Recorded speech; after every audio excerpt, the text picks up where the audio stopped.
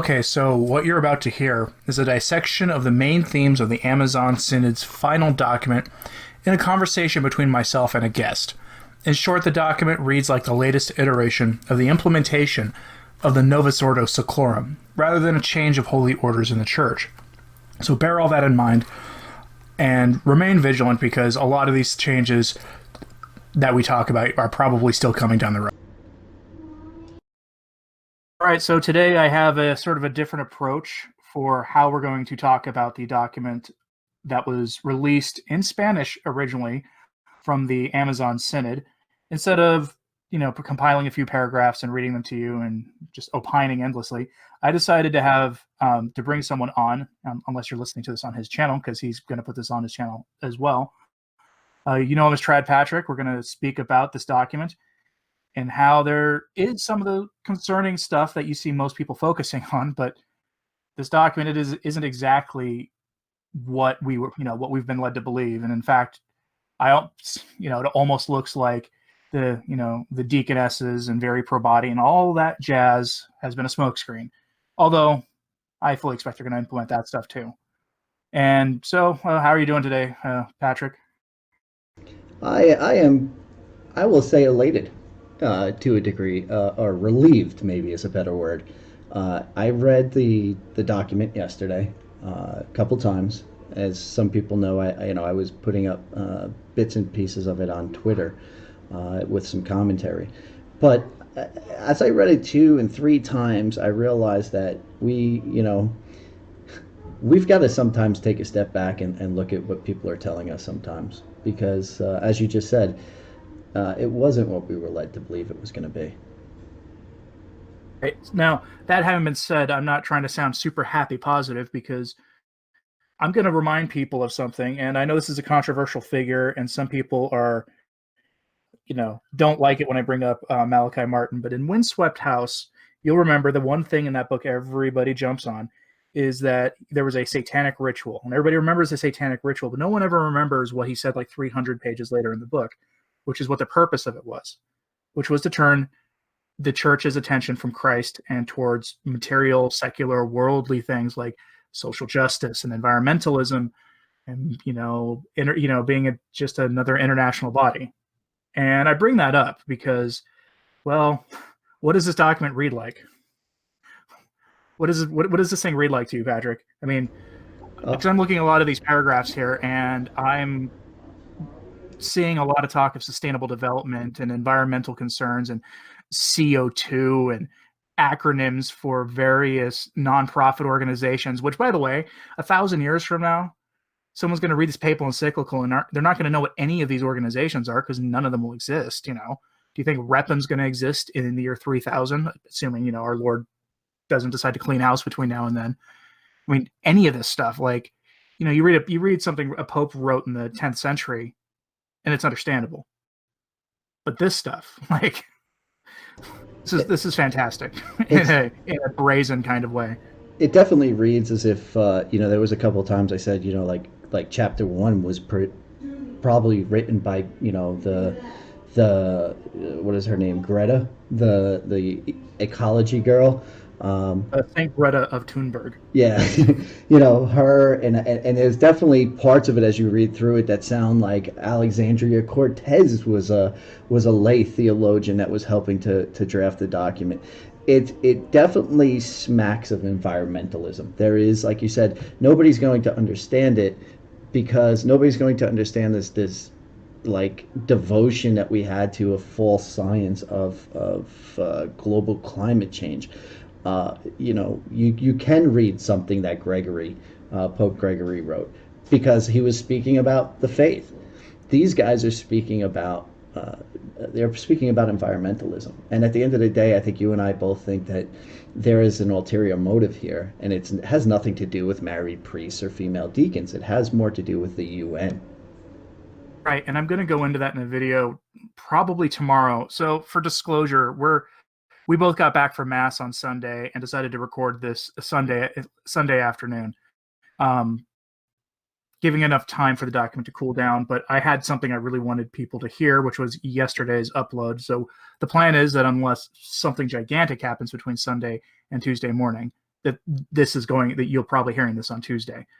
And I say this because my plan is in a couple days, probably Wednesday, maybe Thursday, to have to really go into the UN side of things, because there's a lot that didn't really get talked about. Most commentators, myself included, really focused on the radical changes to the faith that these guys proposed, but only gave passing thought to the sustainable development stuff. And I've watched some other commentators, big name people who I won't name here.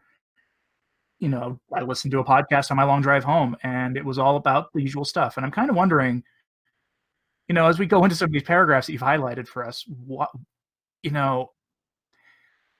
somewhere I expect Malachi Martin is just shaking his head sadly and saying, "I told you, people," because, here, let me just give you an example. Paragraph 85. All right. That's a good one. Here, I'm going to read this for you. Paragraph 85. Now, the document was released in Spanish, so this translation is from Google Translate. Unless you speak Spanish and haven't told me and translated it yourself, which, by the way, that would be a heavy lift to do as quickly as you did. But this is probably Google Translate. No, I don't use Google. I actually have a translate software, but I did read it myself in the original vernacular, and the translation is pretty, I would say, almost spot on. Okay. All right, so here's paragraph 85. Create a pastoral socio-environmental observatory, strengthening the struggle in the defense of life. Make a diagnosis of the territory and its socio-environmental conflicts in each local and regional church in order to assume a position, make decisions, and defend the rights of the most vulnerable. The observatory would work in partnership with something called CELUM, CLAR, Caritas, REPIM, National Episcopates, local churches, Catholic universities. That's my kid screaming in the background. Apologies to everybody. The IACHR, other non-ecclesial actors in the continent, and representatives of indigenous peoples.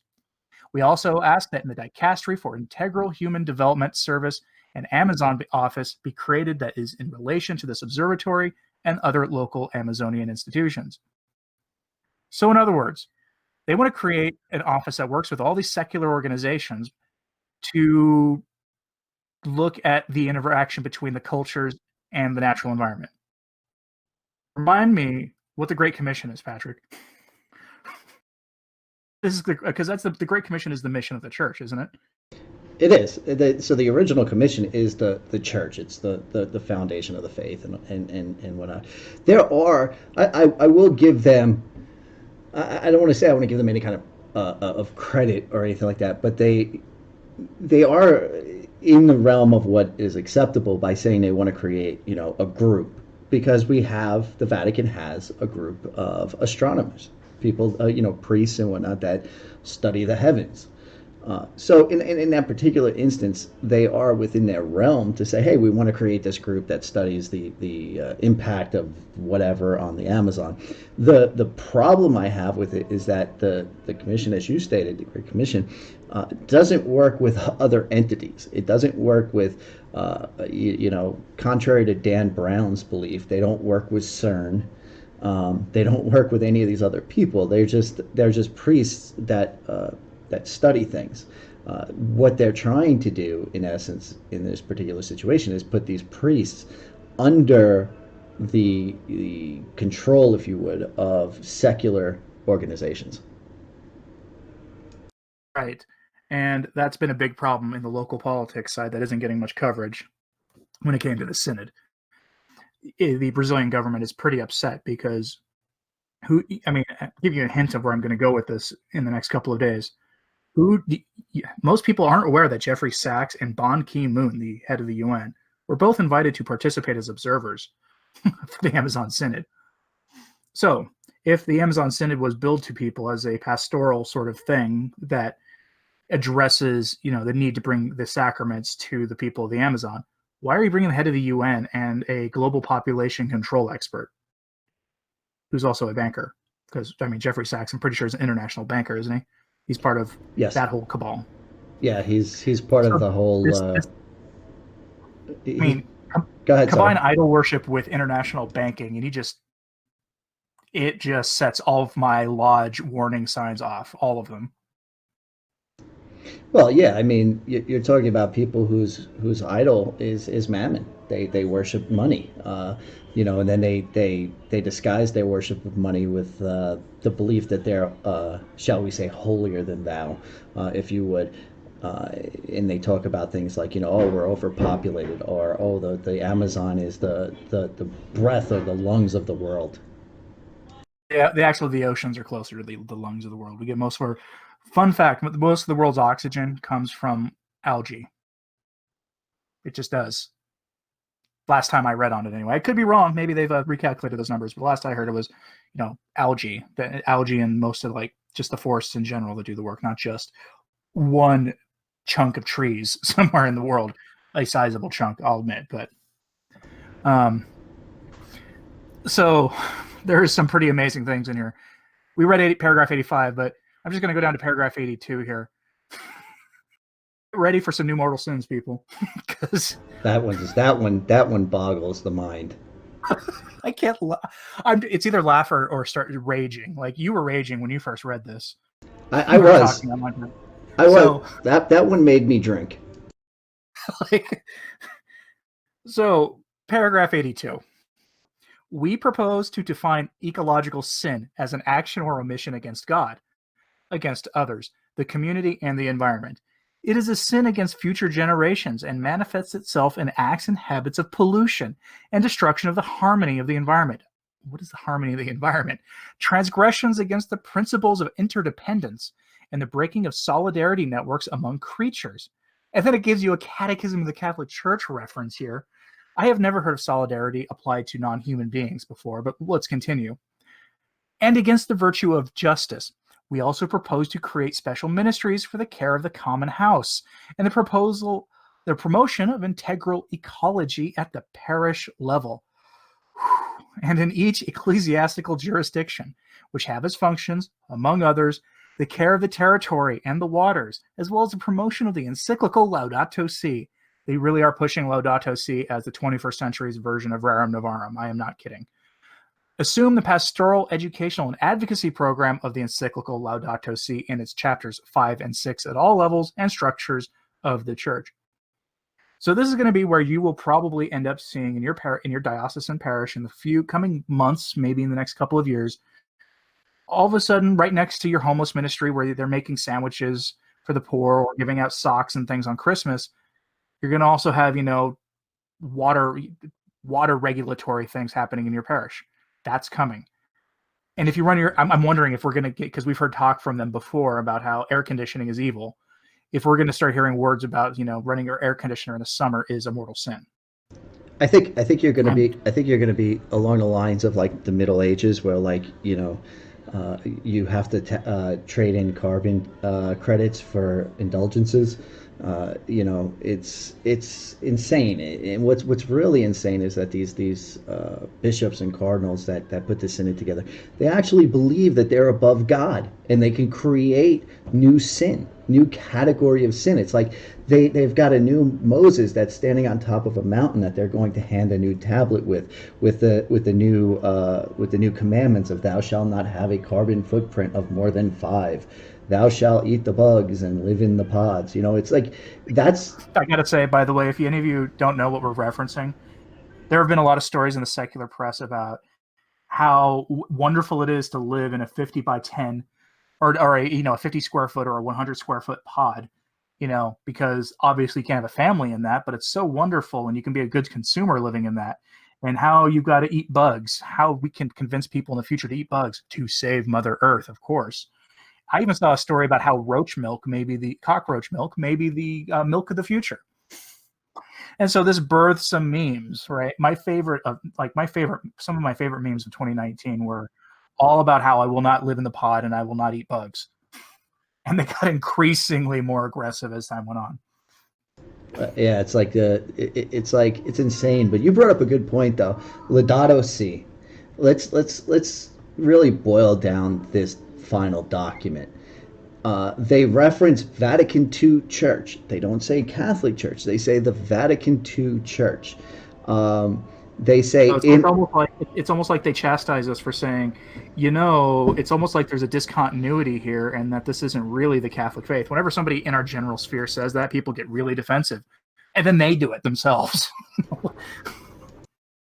it's hysterical. Ridiculous. They reference that. They, like you said, they wanna prop up Laudato Si, as, like, I don't know, the new catechism almost. It's almost like they want to use that encyclical to create a new catechism, a catechism of the Amazon, which brings up the final point, that they had in this, whole document. As you said, I think the deaconesses was smoke and mirrors. I think that was to, I think that was purposely to enrage people and make them look the other way.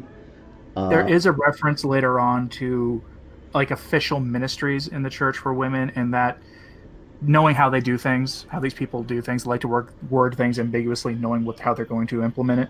And so I don't think we're out of the clear yet on the no, deaconesses or viri probati or any of that stuff, even though that stuff barely shows up in this. I don't think we're out of the woods on any of that stuff, and I don't think it's just the Amazon Synod. I think it's bishops and cardinals that are, shall we say, aging out, that are trying to push before they die, to change the church, because they know that a lot of the younger generation, I would say the younger generation is split. I would say it's 50-50. I think you have 50% of the clergy, under the age of 50, are, traditional, and the other Mm. 50% are, what I call bacon priests. The left. I hate it when you call it that. What's that? They hate when you call them that, by the way. Oh, they hate me. Period. But um, Right. So if you don't know why we call it a bacon priest, because there's a good argument to be made that the vast majority of clergy who are on social media shouldn't be. And I'm putting it nicely. Some of these guys will, on one day give you a great, if kind of, vague tweet about, living a life of faith and being, pursuing sanctity and all that stuff. And then the next day they will tweet pictures of their Star Wars toy collection and themselves playing video games, or making the soy smile face, the face that you only ever see men do, where their mouth is open wide, looking really goofy, holding up a piece of bacon. Hence where we got the term bacon priest. I won't name names because I'm not here to attack people specifically, but it's really disconcerting to see that stuff coming from the clergy, who the same people who in theory I should be confessing my sins to and trusting to guide me to Christ. I think that's the point, though. I think, like you said, we're not out of the clear. I don't think we're going to be out of the clear in this for another. I'm going to say 5 years. At the 5 year. Probably, yeah.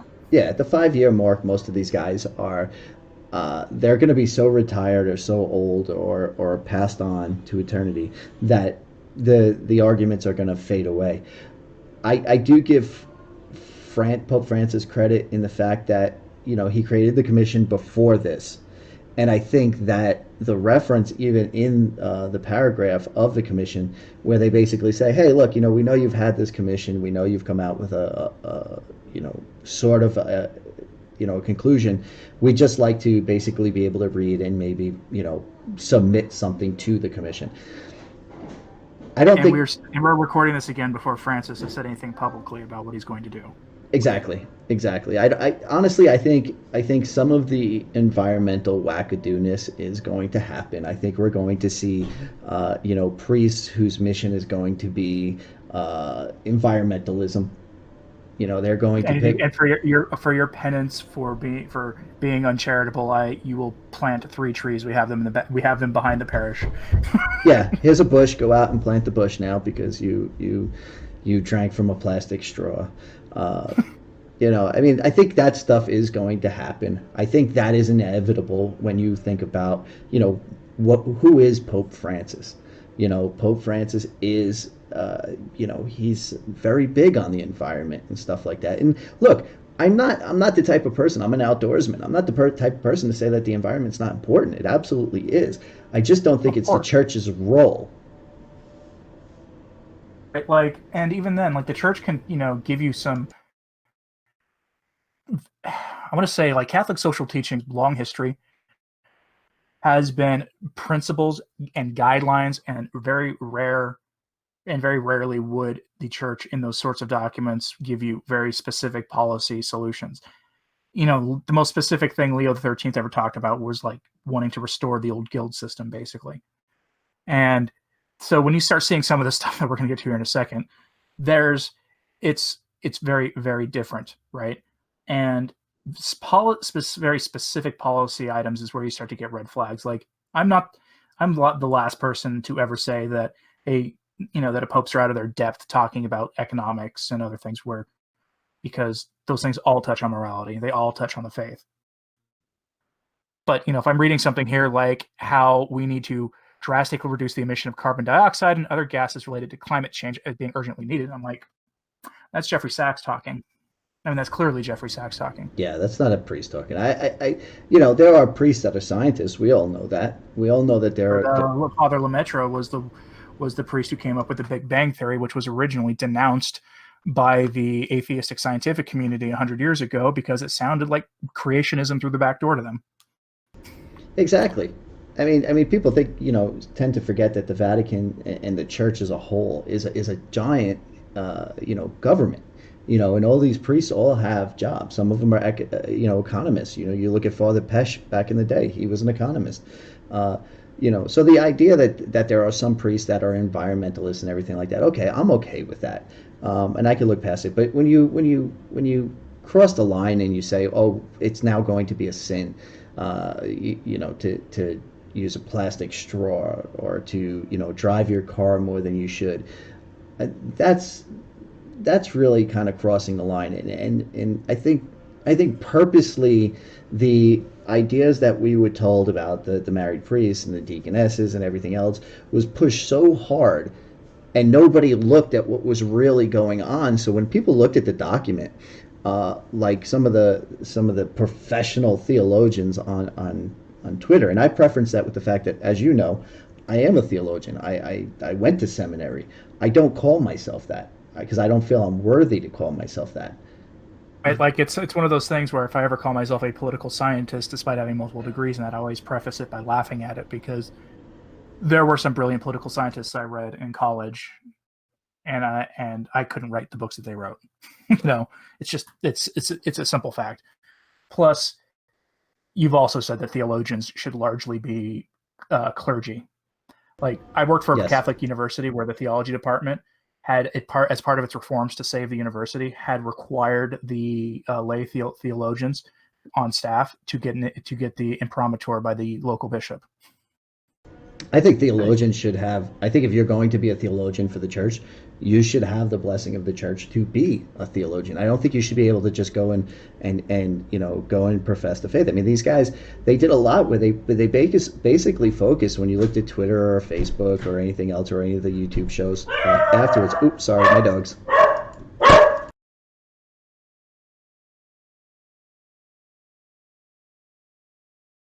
Like I said, folks, we're recording this in real time, so.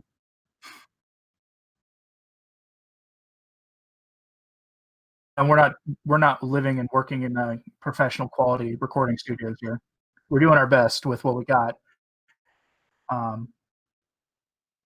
Sorry about he's that. taking care of his dogs now. Sorry about that. No worries.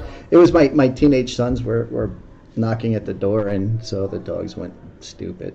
But largely, by the way, I'm leaving all this stuff in. I'm leaving it unedited because this is, again, a live, real conversation. The only way I would edit it is if something obscene happened in the background. And if that happened, that would be strange. So I think honestly, now that we bring it up, when you look at the document and you look at what's going on in the faith, a lot of it is fake. A lot of it is fake. And you could use that, like you're saying, we're not going to edit it because we're real. We're family men. We live the faith as family men. But most of the people today are not. They're looking at it from a sensationalist attitude. And as I said, you looked at what they said about the document. They focused on 2 or 3 paragraphs of this total document that has 123 paragraphs. They focused on 3.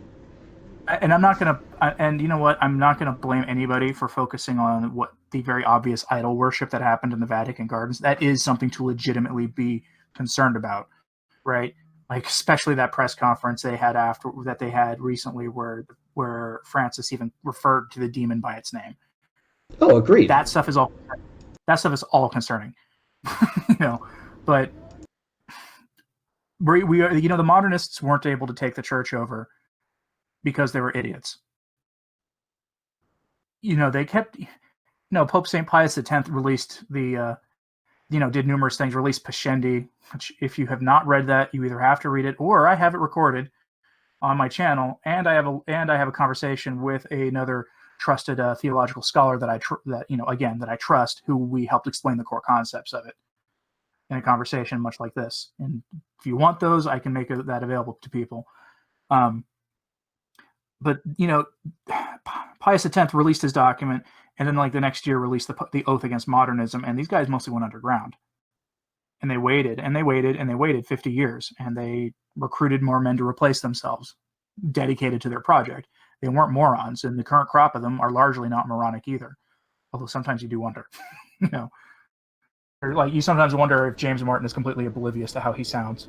I think part of the problem is that when we refer to these people, we don't refer to them as modernists anymore. And a lot of people go, well, there's no such thing as a modernist anymore because we're in a modern era, and that in and of itself is a mistake.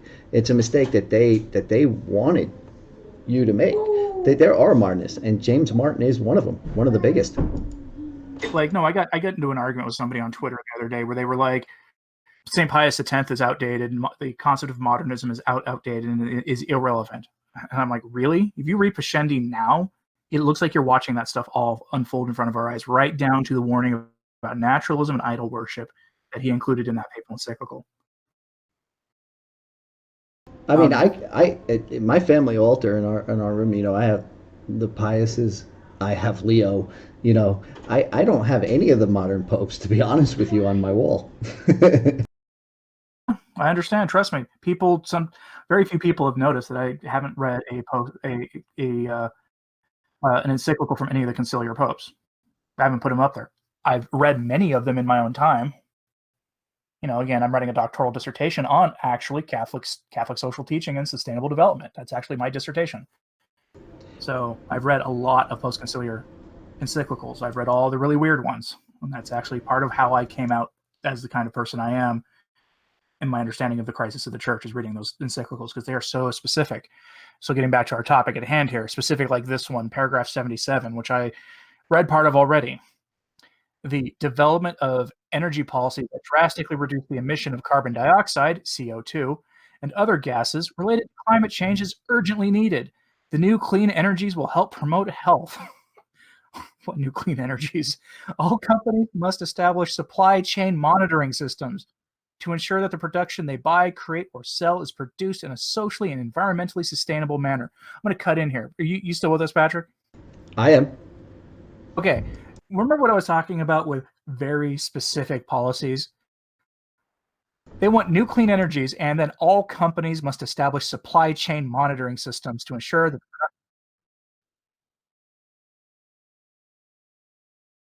What are you doing? Repeat that. You're a businessman, right? Yeah. You're a businessman, correct? Okay. So here we go. Let's talk about this. The new clean energies will help promote health. All companies must establish supply chain monitoring systems to ensure that the production they buy, create, or sell is produced in a socially and environmentally sustainable manner. Again, you come from the business world. That's very specific. It is extremely specific. That's the portion that I say. It's not as specific as a policymaker would make it, but that's very specific. And then here we go. In addition, access to safe and potable water is a basic, fundamental, and universal human right because it determines the survival of people and therefore is a condition of the exercise of other human rights. And, I don't have an issue with that per se. I mean, the church should be advocating for clean water for people. Such right is recognized by the United Nations. We need to work together so that the fundamental right of access to clean water is respected in the territory. Okay, fine. But this is a weird paragraph in this document. Well, it's a very weird one to hear from the church. It's like I said, it sounds like Alexandria Cortez wrote this. It was part of her Green New Deal. It's basically saying, okay, if the secular governments can't do this, then the churches can, and the churches will do it by saying it's a sin if you don't do it. So it's the businessing of the laity, if you would, making the laity part of a business or an enterprise. Right. So I'm not sure what paragraph this is from. You gave me one earlier that didn't have a number, but it's one referring to diversity. Legitimate diversity does not harm the communion and unity of the church, but rather manifests and serves it. What testifies to the plurality of existing rites and disciplines, we propose to establish criteria and provisions on the part of the competent authority within the framework of Lumen Gentium 26. There's a conciliar document for you. To ordain priests to suitable and recognized men of the community, a fruitful permanent diaconate, and receive adequate training for the presbyteriate. Being able to have a legitimate, constituted, and stable family, this is your very pravati. And then they go on to talk about how it's to bring the sacraments to, the people of the Amazon. And it's a weird concept here, not just the married priest thing, which I'm vehemently against, but it's also weird for two other reasons. One, this was written by people who have bragged about how they've not baptized an indigenous person of the Amazon in 50 years, and they have no intention of ever doing it. So they don't really seem to care to me about sacraments if you don't want to baptize anybody. But then the other one, and this is something that's interesting to me, this is almost a proposal to annihilate the permanent diaconate, right? Because you've got all these permanent deacons. Like if you look at charts from from vocations in the post-conciliar era, they've all dropped through the floor except for one, and that's the permanent diaconate, and that's exploded. And this could annihilate the permanent diaconate. I think so. If you got a permanent deacon in your parish that you like, well, you might lose them. I think I might be a little bit different than some of the trads in the fact that I think, as far as things go, I don't have a total hatred for the permanent diaconate. I don't have a total hatred for a married deacon. I think that they serve a purpose. I don't think that they should be. I agree. Like some of the best churchmen I've met in the Novus Ordo have been deacons. Actually, honestly, some of the best men I've met. Well, the more traditional ones. The more traditional people in the Novus Ordo tend to be the deacons. That's because a lot of them tend to be, actually, and this is going to sound weird, but they tend to be, all the ones I've met who fit that bill, all tend to be older. They all tend to be baby boomers. And a lot of them tend to be people who were in seminary during the crazy years after the council, and for one reason or another, left and went and lived lives as normal lay people. I know a guy like that. But that calling went away, so they came back. I know numerous permanent deacons who have that story. I know a guy like that. Oh, wait, that's me. But I'm not. Are you going to become deacon, Patrick? No, I don't think so. The SSPX doesn't recognize them. What they do have, though, which is something that the church should be looking at, instilling in the greater church, is the addition of male adult acolytes and servers on the altar. We've stepped away from those minor orders that used to be held, if you read in the Council of Trent, by married men of the community.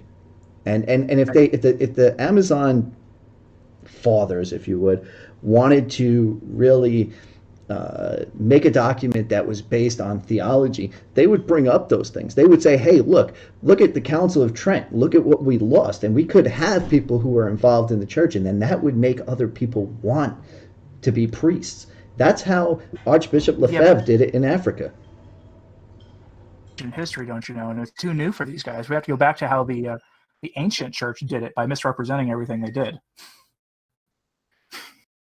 And the reason I say that is because here we have paragraph 119, and I believe this is where it's either 119 or 103 that you get no, it's 103.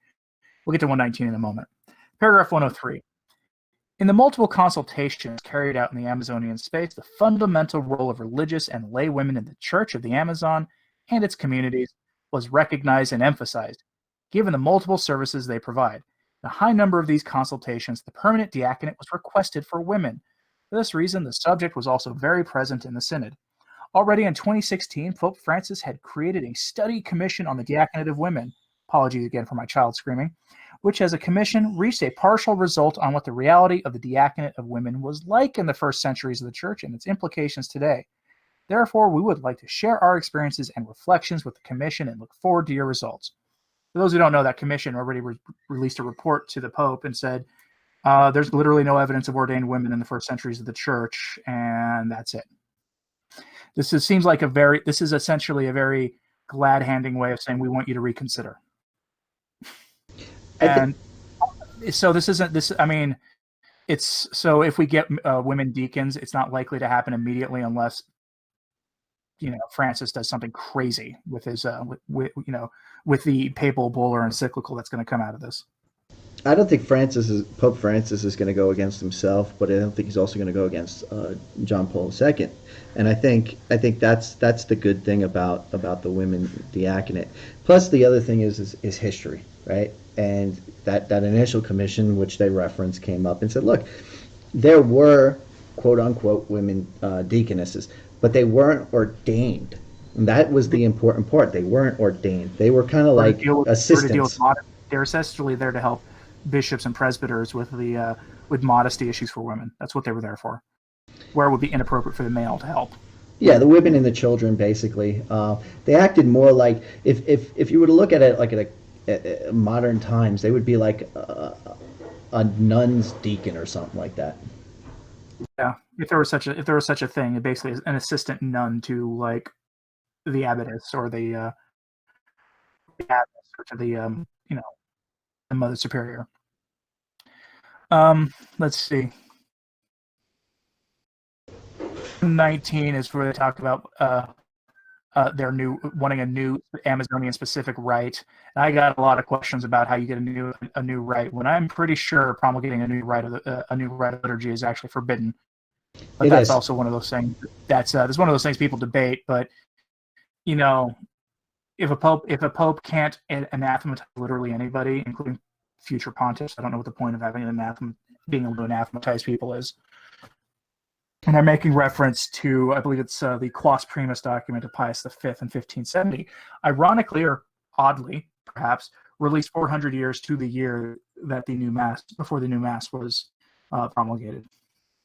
That's a little weird quirk of history that people don't tend to notice.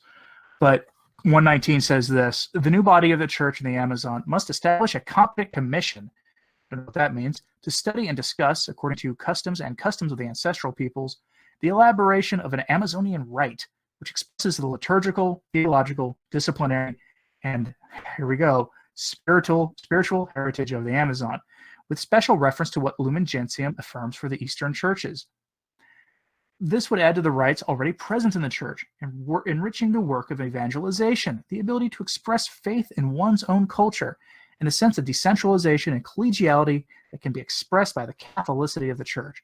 You could also study and propose how to enrich ecclesial rites with the way in which these peoples take care of their territory and relate to their waters.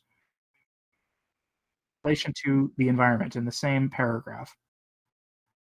A lot of people are concerned about that paragraph because they want a syncretistic rite, something that is influenced by the pagan cultures there. Well, I think it's bizarre. It's very strange stuff to me. I like to, I'm a wordsmith, and I like to look at words, and they specifically tied themselves to the Eastern Church. And they did that for a reason. What does the Eastern Church have? Married priests. What does the Eastern Church have? It has more of an aesthetic toward that's completely opposite of the aesthetic of the Roman rite. So they didn't try to create it. They don't want to try to create an Amazonian rite under the Western Church. They want to create it under the Eastern Church.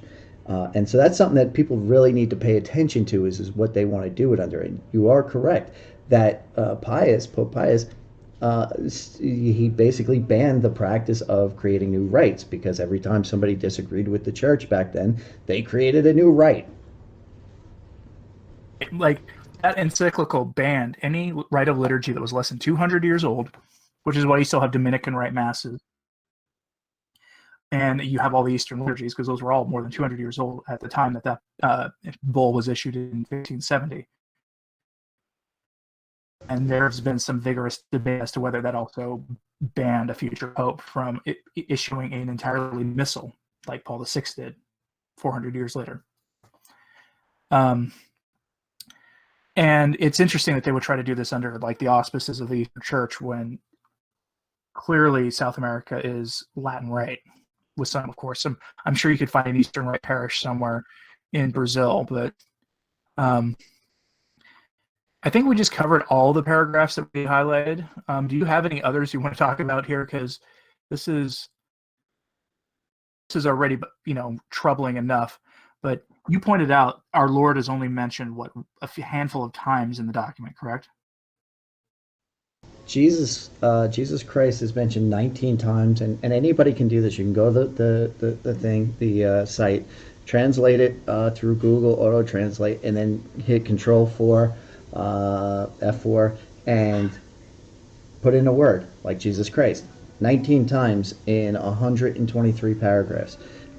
Blessed Virgin Mary is only mentioned 3 times, and it is in the conclusion of the document. The title of Our Lady of the Amazon, which is a new one, by the way. That's just a sort of a new thing they've done. Well, the thing is, there's plenty of wonderful apparitions and regional, regional observances of Our Lady, including Our Lady of Aparecida. Important for the Synod because there was a conference there in 2007 that led to this Synod. You can't create Our Lady of the Amazon without there being a valid apparition of Our Lady. And from what I've known, and my incredible amount of reading, I've yet to come up with one that is valid in the Amazon. So, yeah. So, this is the Amazon Synod document. Yes, they want to do revolutionary changes within the Church that I know will, if the Pope approves them, soon be found in a diocesan parish near you, and quite possibly may find their way into the FSSP and the ICKSP and the other unquestionably, unambiguously kosher traditional groups within the Church proper. I'm certain that if the Pope okays deaconesses, you're going to find them in your parish within 5 years. Won't happen in mine. That's how I said it won't happen in mine. You go to mass with the evil SSPX. I'm the dark one. People at this point, I do not understand people who are concerned about the state of the Church, have hypotheses about the validity of the papacy or an election of a pontiff, and then think the SSPX are in schism. Like, I don't understand that thinking, but especially since the Vatican itself doesn't say the SSPX are in schism. They actually explicitly said that recently, but whatever. All right, is there anything else you want to cover on this? No, I just want to say, just and I try to say this every once in a while, is just be careful who you listen to. Be careful who you're getting direction from on the faith. If you go to church and you're having issues with the Synod thing, sit down with your priest if you have a decent priest. Sit down with your deacon if you have a decent deacon. Talk to them. A lot of people out there, you got to remember and you got to look into what their motives are. And sometimes their motives are not the best for the faith. Right. And we totally affirm your ability to be really upset about the idols that have been placed in various places and the pornographic images of women nursing wild animals and that bizarre demonic tree planting ceremony, the whole 9 yards. All that stuff is right. Everyone who's concerned about that is right to be concerned.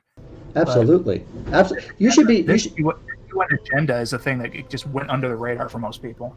You should be concerned about the document, period. I really, look, I'm not saying you shouldn't. There is things in this document that are really, really troubling. But I don't think that the giant issues that everybody's been pushing so long are going to come to any close to fruition at all out of this document. What we're going to get out of this document is maybe some discussions in mass about the environment and how we can all, like you said, clean water things and stuff like that. We may get a mission where they might want people to sign up to be missionaries to the environment or something like that. That's more troubling to me. That I honestly think more radical things that we're worried about, the deaconesses and women ordination and the rest of it. If you want to look now, because I think you're probably going to see action items that are going to move us, along the path towards that. I'd be surprised at this point if we went fully into women's ordination, but I could be wrong. But the next thing that's coming, there are two kinds of things coming similar to the Amazon Synod. One is in Germany, and that's going on, I think, right now, actually. Like, they were doing it parallel. And the other's in Australia. next year. Those things are worth watching because those groups may push forward or more forcefully make requests from the Vatican about being able to do these radical things. So we got to pay attention to those things, and those things are coming. And I do need to check in on that German quasi-synod. Yeah, But I have been paying attention to that one. That one's actually creepier than the Amazon one, to be honest. well, I mean, when you get Casper the Friendly Cardinal and all these other like modernists who are just have taken over the church in Germany, and they get to run roughshod over the church, largely away from the international press because of the Amazon Synod. That I can only imagine the kinds of things that are going to get proposed out of that. You're found over on the what's your channel called? I'll have a link on That's in a the pinned comment of this video. It's a Trad Cath show. I typically don't talk a lot of theology. I talk more traditionalism and how it relates to the church and how we should be living as traditionalists in the world today to be an example of that traditional lifestyle. Right. Although you also have a really cool series you've been doing weekly about. It started out talking about the lodge and its history, Albert Pike and the like, and the most recent episode was needing to turn away from pop culture because it's evil. So I appreciate it. I really like those episodes. People should check those out. Thanks. But everyone, thanks for listening and putting up with our background noise. That comes with family life. Love to hear your thoughts in the comments below. Anyway, thanks for listening and have a good one, and keep praying for the church.